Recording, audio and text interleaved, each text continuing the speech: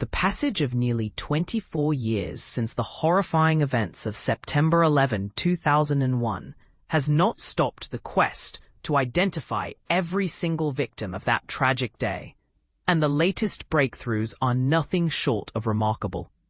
Thanks to cutting-edge DNA technology, forensic scientists in New York City have successfully identified 3 more individuals who lost their lives in the terrorist attacks that remain etched in history. This discovery brings the total confirmed victim count to 1,653 out of the 2,753 souls who perished when hijacked planes were deliberately crashed onto the Twin Towers in Lower Manhattan.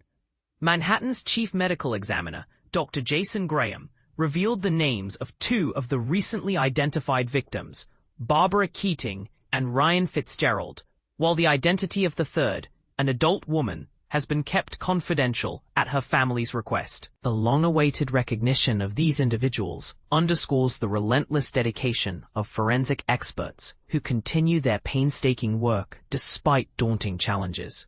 Barbara Keating, aged 72 at the time, was a devoted church worker and retired advocate for disability rights from Palm Springs, California. She had been aboard American Airlines Flight 11, a Boeing 767 that departed from Boston, heading west to Los Angeles. When the plane was hijacked by Al-Qaeda terrorists, this flight notoriously became the first to hit the North Tower of the World Trade Center at 8:46 a.m., kicking off the horrific sequence of attacks. Keating's story is particularly poignant. Originally, she wasn't meant to be on that flight. She had to cut her vacation short to assist her daughter after a minor car accident, responding to the family's urgent call for help with childcare. Her friend Mary Arthur, a parish secretary who worked alongside her at St. Teresa of the Child Jesus Church in Palm Springs, expressed a bittersweet sentiment about the identification. She reflected on how the painful memories from that day came rushing back. To many who knew her, including those in their close-knit church community, Barbara was remembered as a gentle and kind-hearted woman who left a lasting void. Ryan Fitzgerald was just 26 years old when his life was tragically cut short. He was a foreign currency trader laboring on the 94th floor of the South Tower when United Airlines Flight 175, another Boeing 767 hijack from Boston to Los Angeles, struck the building at 9:03 a.m. The impact zones of both towers ignited massive fires, and the scenes that followed included desperate escapes.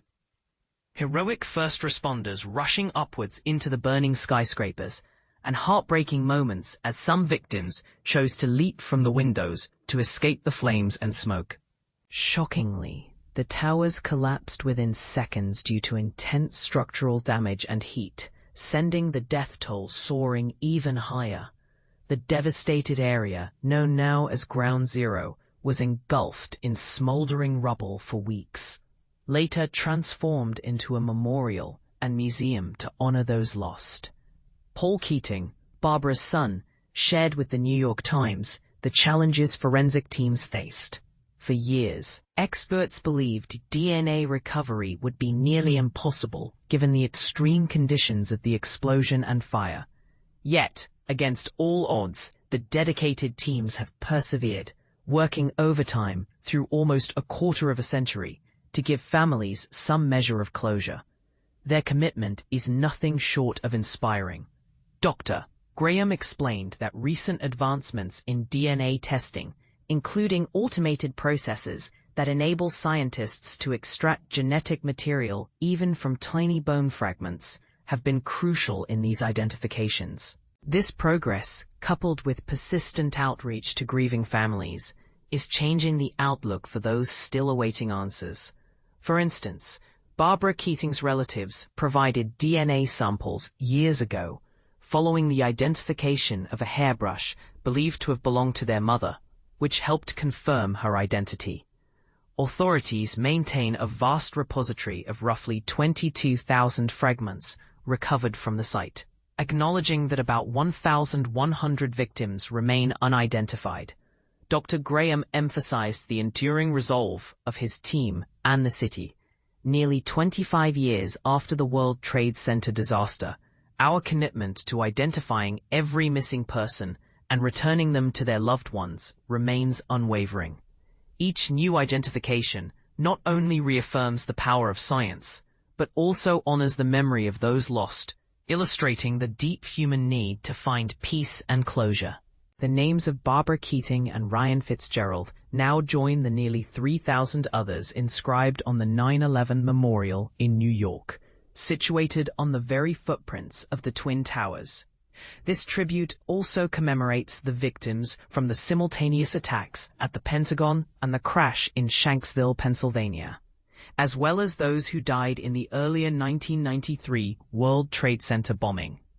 New York City's Mayor Eric Adams acknowledged the profound and ongoing pain suffered by families, affirming that efforts to identify every victim will continue relentlessly.